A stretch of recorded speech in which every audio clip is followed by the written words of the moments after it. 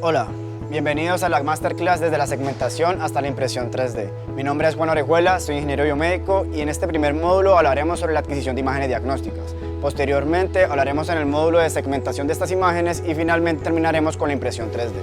Vamos a empezar.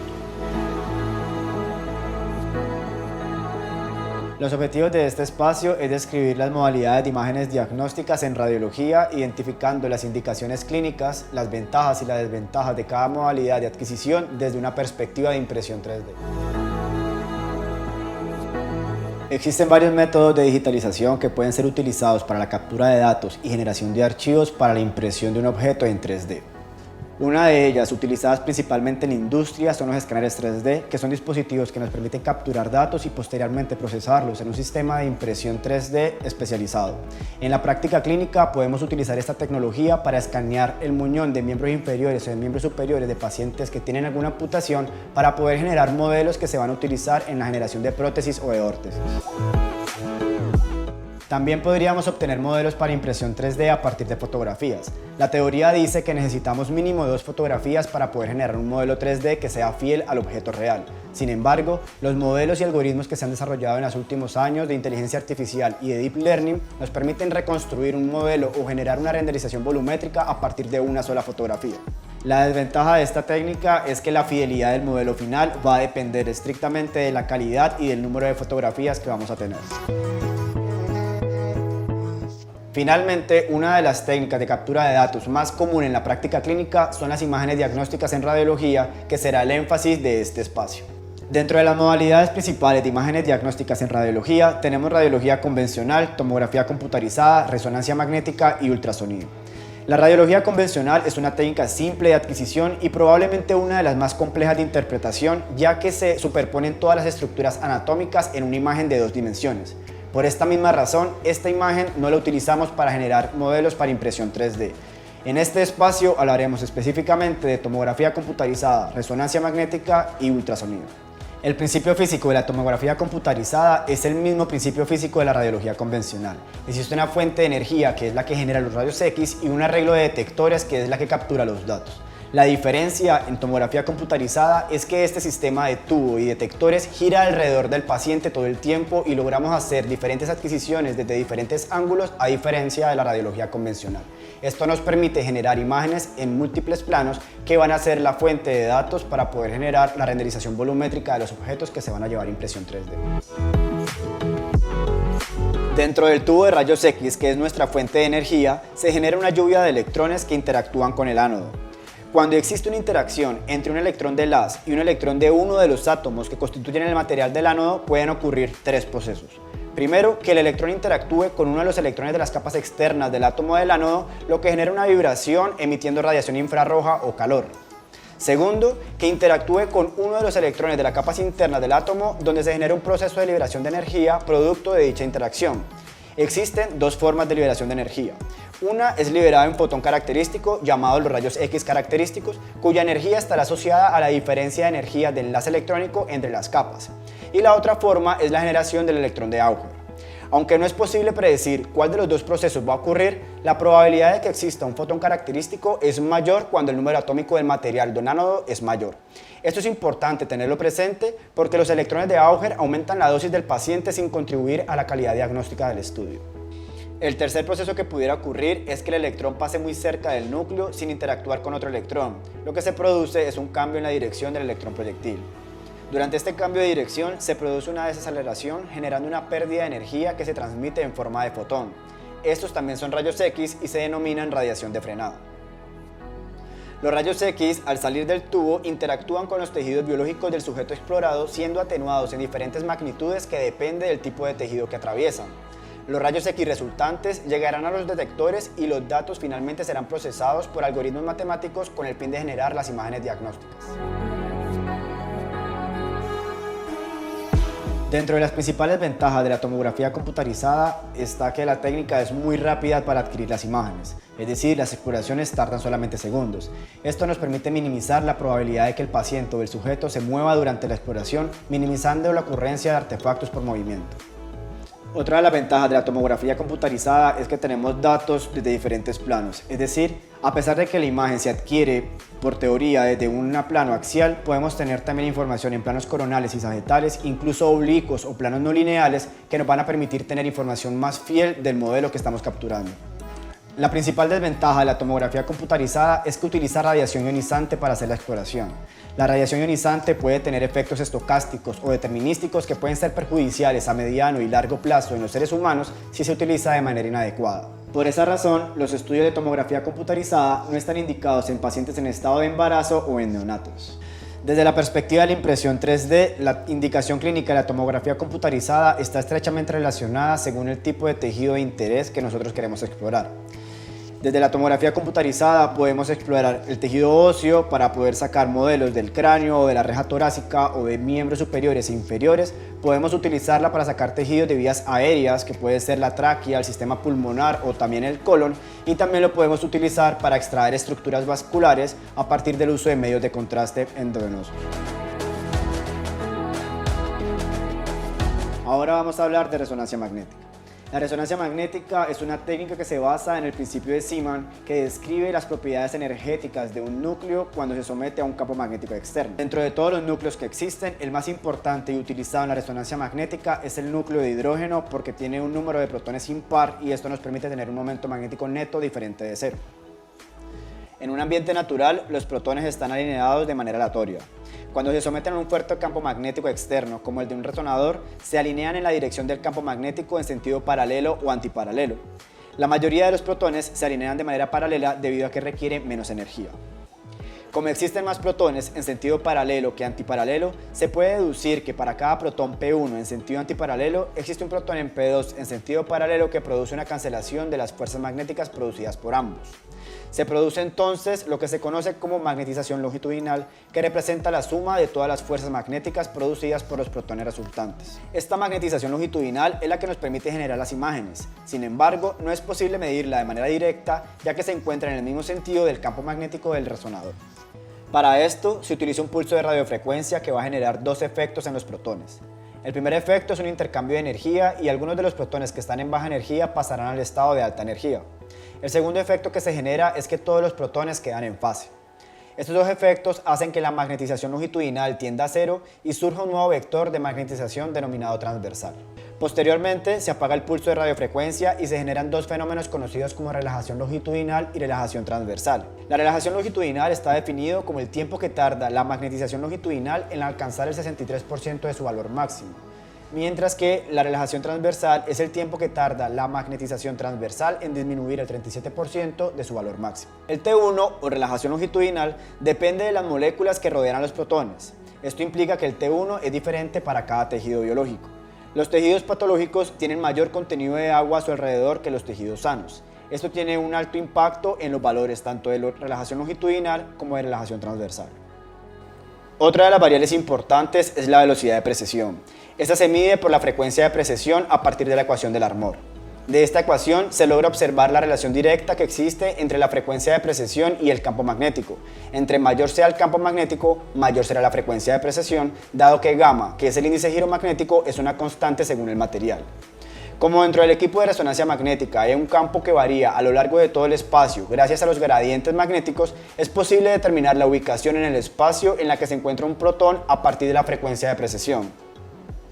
Entonces, el tipo de tejido viene dado por la amplitud de la señal de la relajación longitudinal o transversal y la ubicación del tejido viene dado por la frecuencia de la señal.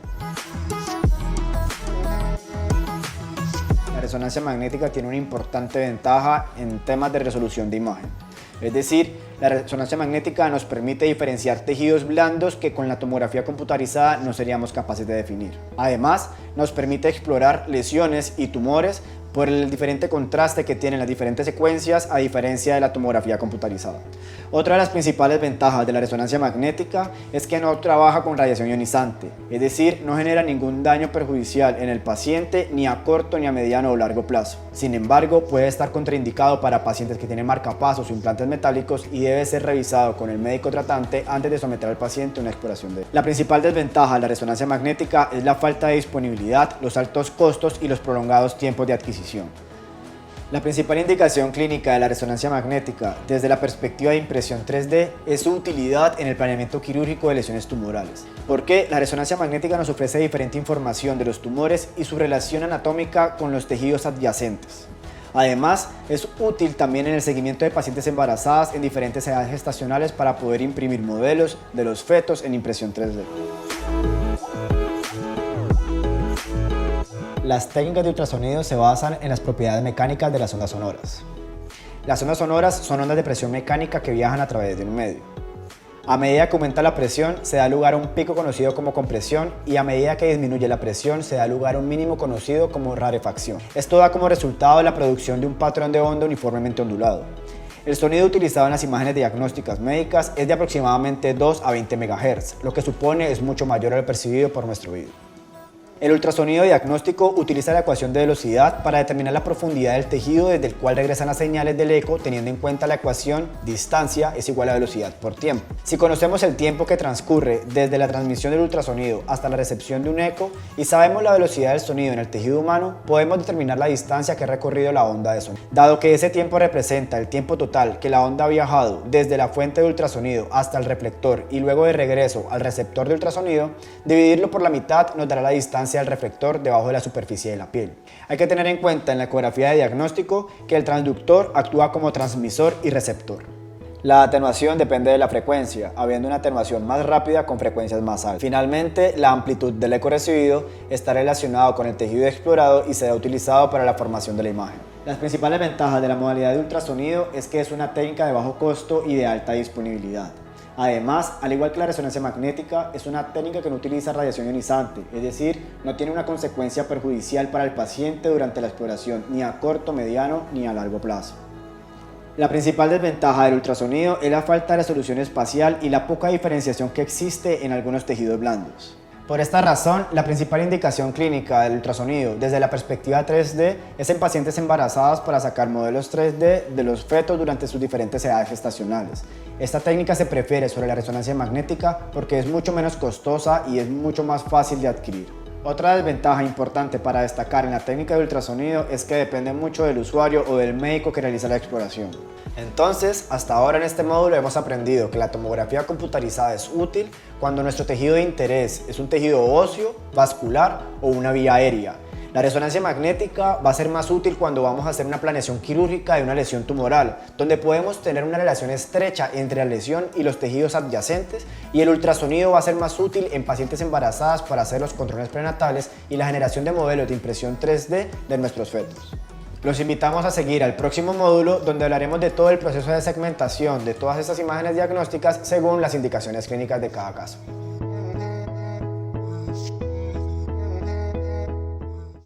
Cordial saludo para todos, soy el ingeniero Oscar Barrera, especialista de producto de la línea de software Geomagic en la compañía Aron. Nuestra compañía Aron representa la línea de productos de Dassault Systèmes, 3D Experience y SolidWorks. Y también representamos la línea de productos de 3D Systems, Geomagic Die-Con-To-Print, Geomagic Freeform, la línea de dispositivos ápticos. También tenemos la línea de productos de escáner 3D Creaform. Nuestro proceso empieza con la captura de la información del paciente. El paciente debe dirigirse a un tomógrafo especializado, ya sea mediante CT, CBCT o MRI. La captura de estas máquinas nos permite generar cortes en 2D del paciente, que podemos visualizar aquí en pantalla. Él toma secciones y de allí nuestro software posteriormente va a generar un modelo tridimensional a partir de estas imágenes 2D. En nuestro caso vamos a trabajar un paciente, un niño. Allí vamos a hacerle captura de la información mediante un tomógrafo. Las imágenes serán importadas al software Die-Con-To-Print. Luego de allí, mediante un modelo STL, las llevamos al software Freeform y posteriormente podemos diseñar un molde que puede ser impreso en 3D. Ese es el resultado final que vamos a tener en este ejercicio.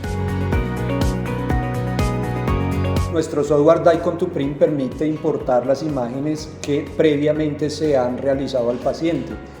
el paciente, como ha ido a un centro especializado de tomografía, se generan estas imágenes 2D y pueden ser importadas mediante archivos DICOM al software DICOM to Print.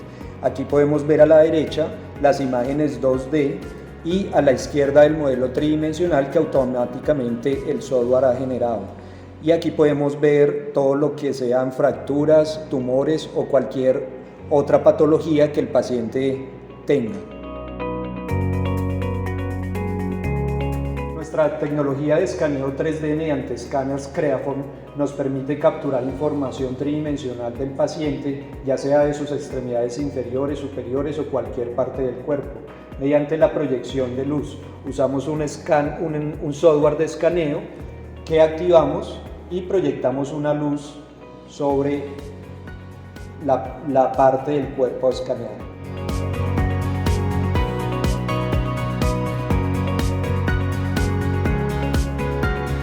El resultado de este escaneo 3D nos va a permitir posteriormente diseñar una férula de inmovilización al paciente en caso de una fractura o algún tratamiento que tenga que hacer de inmovilización de sus extremidades inferiores o superiores. No solamente en el brazo, sino sus piernas, sus pies se pueden escanear mediante esta tecnología y diseñar férulas de inmovilización.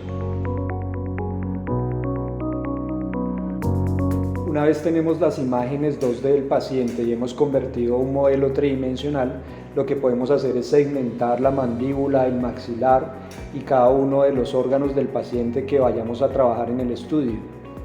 Aquí podemos observar ya la segmentación realizada. Para nuestro ejercicio vamos a trabajar con el tejido blando, entonces podemos ver el rostro del paciente y vamos a segmentar la región de la nariz. Inclusive podemos llegar a segmentar las vías aéreas para este ejercicio. El software nos permite hacer segmentación de cada una de las partes del cuerpo. En nuestro caso, aquí tenemos segmentación de mandíbula, de maxilar y también podemos segmentar el tejido blando. Esta información es a partir de datos del paciente, como vemos acá. Para nuestro ejercicio vamos a enfocarnos en segmentar las vías aéreas, la nariz, inclusive podemos ver abajo a la derecha la segmentación de las vías aéreas. Y estos archivos son exportados mediante formatos STL, PLY y OBJ al software de diseño Freeform. Una vez que tenemos los archivos STL del paciente convertidos, los traemos al software Geomagic Freeform. Aquí podemos ver el tejido blando del paciente que vamos a usar, en este caso la nariz. Y también podemos observar la mandíbula y el maxilar. Podemos colocar en transparencia el tejido blando y podemos observar internamente cada uno de los huesos que componen el rostro. Vamos a enfocarnos acá un poco en lo que es la segmentación o más bien la selección de la región de la nariz y a generar un molde a partir de esta región. Aquí puedo apagar y seleccionar solamente la nariz, apagar las capas del maxilar y la mandíbula y allí tenemos la región de interés. A partir de esta región puedo extruir un sólido en 3D, como vemos acá, y podemos hacer lo que se llaman operaciones booleanas, restar hasta obtener lo que es las dos cavidades del molde. Finalmente el resultado que obtenemos y que vamos a imprimir en 3D son estas dos cavidades, se denomina macho y la hembra. Esto es lo que se va a imprimir y después vamos a verter silicona en este molde.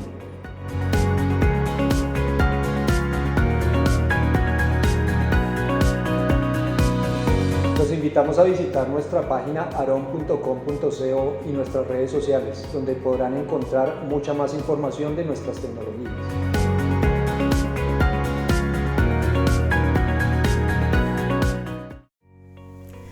Bienvenidos al tercer y último módulo de esta Masterclass. Mi nombre es Erika Arce, soy diseñadora industrial egresada de la Universidad ICESI y certificada en manufactura aditiva para el diseño y producción innovadores por el MIT.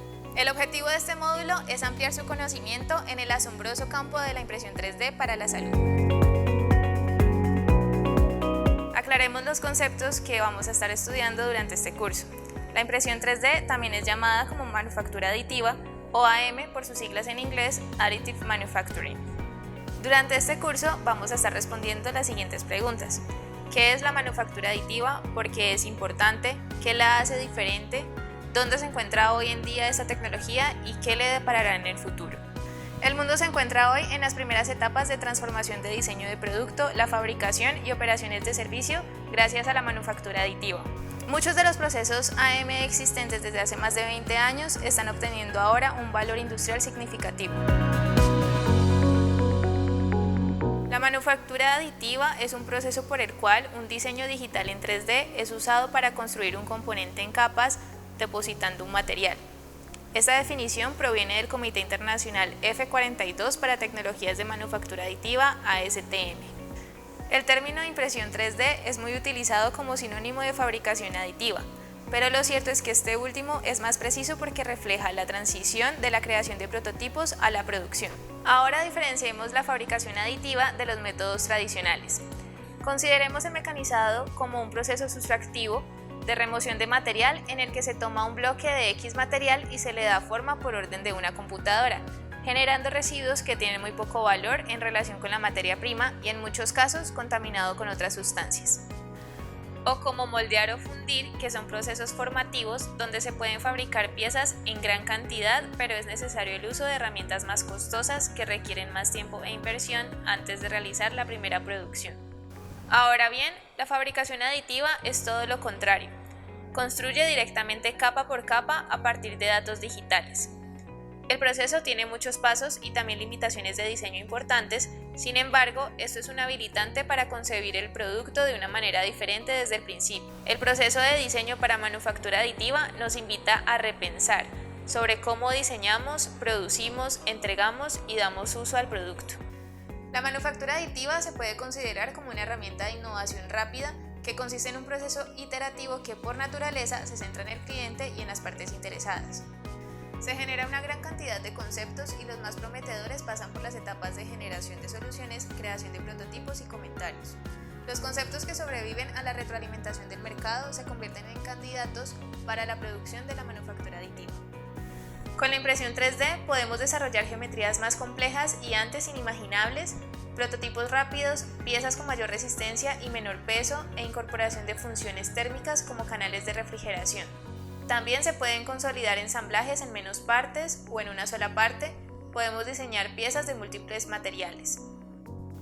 Además, podemos imaginar una producción viable de volúmenes bajos, la personalización individual, caso recurrente en el campo de la salud y en la industria automotriz y aeroespacial. Ahora mira a tu alrededor, piensa en las cosas que ves, la infraestructura que se utilizó, el tiempo que tomó hacerlo para que este producto llegara a tus manos. Los procesos de manufactura aditiva se definen por los métodos de fabricación por capas, pero existe un amplio espectro de procesos que utilizan diferentes métodos de deposición, fusión y construcción general del material. Podemos considerar que las principales se clasifican en 7 categorías. El primer proceso es la extrusión de material. Se trata del proceso más conocido de manufactura aditiva. El material se deposita a través de una boquilla u orificio que normalmente se calienta para ablandar o fundir el material. Fotopolimerización. Este es un proceso mediante el cual la resina líquida se transforma capa por capa en un objeto sólido 3D mediante una reacción química iniciada por la exposición de la luz ultravioleta. Se denomina comúnmente como estereolitografía, abreviado como SLA. Fusión del lecho de polvo. La energía térmica enfocada fusiona de forma selectiva regiones de un lecho de polvo. Las piezas SLM deben tratarse térmicamente para aliviar las tensiones residuales después de la impresión, pero antes de retirarlas de la placa de impresión. Por esta razón, además de la eliminación de soportes y el acabado de superficies, el postprocesamiento de los componentes SLM suele ser complicado, lento y costoso. Inyección de material. Los principios operativos de la inyección de material son similares a los de la impresión de inyección de tinta convencional, excepto que aquí se construye una pieza 3D en lugar de una imagen 2D. Más bien podemos considerar que cada capa de nuestra pieza 3D es una imagen 2D y la pieza comprende una pila de imágenes 2D. Inyección aglutinante. En este proceso se construyen piezas capa por capa al depositar gotas de aglutinante sobre un lecho de polvo. seguido de un proceso de sinterización para densificar el polvo aglutinado. El aglutinante se deposita mediante impresión por chorro de tinta, pero la resolución y la definición de los bordes en el chorro de aglutinante están influenciadas por la infiltración del aglutinante en el lecho de polvo. Deposición de energía dirigida o DED. Este proceso es más común de lo que parece. Fusionan la materia prima, que puede ser en polvo o en alambre, coincidiendo con una fuente de energía como un láser, haz de electrones o plasma intenso. Las piezas fabricadas por DED normalmente pueden tratarse térmicamente para aliviar el estrés una vez finalizada la impresión. Por último, tenemos el proceso de laminación. La fabricación de objetos laminados LOM implica la unión y el corte consecutivos de capas de materias primas de material laminado. Puede tratar compuestos de fibra como el papel.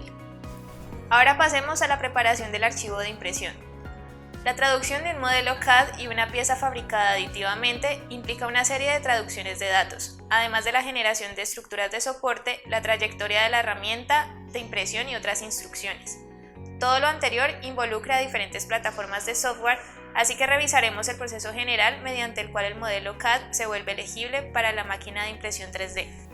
Primer paso, la obtención del modelo CAD o diseño asistido por computadora. Es una forma de gráficos vectoriales que permite visualizar y modificar piezas en 3 dimensiones. Los sistemas más convencionales incluyen SolidWorks, Autodesk Fusion 360, Creo y Catio. El segundo paso es la obtención del archivo STL, el formato de archivo principal utilizado en las traducciones para la impresión 3D. Sus siglas traducen estereolitografía. Esto triangula las superficies de la geometría CAD. El tercer paso se refiere a generar soportes. Normalmente se utiliza un software dedicado para analizar la geometría 3D y determinar dónde se necesitan estructuras de soporte. El cuarto paso es el rebanado. El modelo 3D se corta en una serie de secciones transversales planas a intervalos definidos por el grosor de la capa de impresión. Hablemos de los archivos STL que recibiremos del proceso de segmentación. El archivo STL surgió como solución para que las impresoras 3D procesen los diseños CAD de los usuarios. Estos archivos almacenan geometría de la superficie fundamental en un formato simple. Debido a su simplicidad, este formato ha resistido la prueba del tiempo durante más de 30 años. Sin embargo, no es un formato perfecto porque al exportar el archivo CAD a STL, este puede perder detalles. La impresión 3D ha llegado a muchas áreas profesionales como la construcción o el diseño, pero también ha llegado al área de la medicina muy fuerte en áreas como odontología, audición y cirugía. Prótesis auditivas. El 98% del total de estos aparatos se fabrica con esta técnica. Este tipo de fabricación es más económico y permite producir una prótesis adaptable de la cavidad auditiva del paciente gracias a la personalización, además que el proceso de producción es muy rápido. Prótesis dentales. La impresora puede diseñar la pieza a medida exacta en menos de 24 horas. Con este avance es posible dejar de lado los métodos tradicionales en los que se taladra el hueso o se fija un tornillo de titanio, una técnica menos invasiva para el paciente, más rápida y más precisa. Órtesis. Por medio de técnicas de escaneo y de impresión 3D, los pacientes pueden acceder a prótesis o piezas ortopédicas diseñadas a la medida. Se pueden mojar y permitir la ventilación de la extremidad intervenida. También se ha incursionado en la medicina regenerativa en la fabricación de huesos como materiales biocompatibles. Por último, planificación quirúrgica. Para casos de cirugía de alto riesgo como la extracción de un tumor de difícil acceso, la impresión 3D puede ser un gran aliado. Permite la simulación casi idéntica del área a intervenir y practicar en escala real, lo que aumenta las posibilidades de éxito en la intervención. La fabricación aditiva se encuentra cada vez más en el ámbito médico. El factor de valor más fuerte en la medicina es que se pueden producir geometrías personalizadas basadas en un paciente específico, por lo que se ha convertido en un gran complemento para la planificación quirúrgica, obteniendo resultados positivos. Te invitamos a seguir las instrucciones del taller adjunto y a realizar la práctica con nosotros. Al terminar, sube fotografías al link que te suministramos y habrás culminado el curso. Enviaremos un certificado digital a tu correo electrónico. Agradecemos mucho tu disposición y esperamos que esta masterclass te haya inspirado para transformar el mundo.